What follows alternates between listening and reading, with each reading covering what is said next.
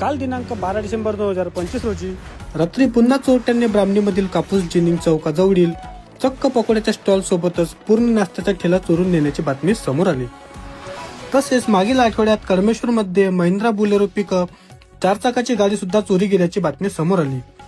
हेच नव्हे तर मागील गेल्या काही महिन्यात वारंवार होत असलेल्या चोरींचा हा प्रकार वाढतच चालला आहे। यामुळे गावातील नागरिक, व्यावसायिक व सर्वसाधारण माणसाला मोठं नुकसान होत आहे। याकडे पोलीस प्रशासनाने तातडीने लक्ष देऊन त्या चोरांच्या टोळीला लवकरच अटक करावी व त्यांच्यावर सक्त कारवाई करावी ही नागरिकांची कळकळाची विनंती आहे।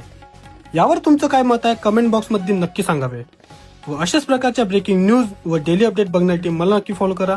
मी रिपोर्टर कुणाल अमजिरे, बेनी 24 न्यूज। धन्यवाद। तर नमस्कार, आज आपण पोलीस स्टेशनमध्ये पहिल्यांदा पोलीस स्टेशनचा व्हिडिओ करावा लागत आहे कारण आम्ही त्रस्त झालो। आता एक वेळेस म्हटलं आता पोलीस स्टेशनलाही धारावर घ्यावं लागणार आहे। ह्या ताईचा अख्खा ठेला, जिथे याचा पांठेला होता, असा अख्खा पांठेला होता, अख्खा पांठेलाच यांचावाला जागेवरून चोरी चालला गेला।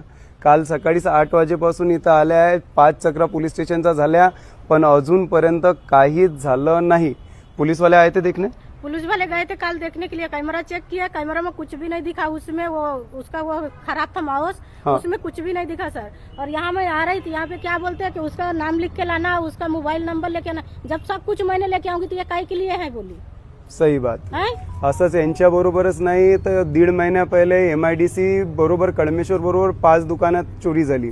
त्याच्यानंतर कळमेश्वर मध्ये ही चोरी झाली, पण एकही चोर अजूनपर्यंत सापडला नाहीये।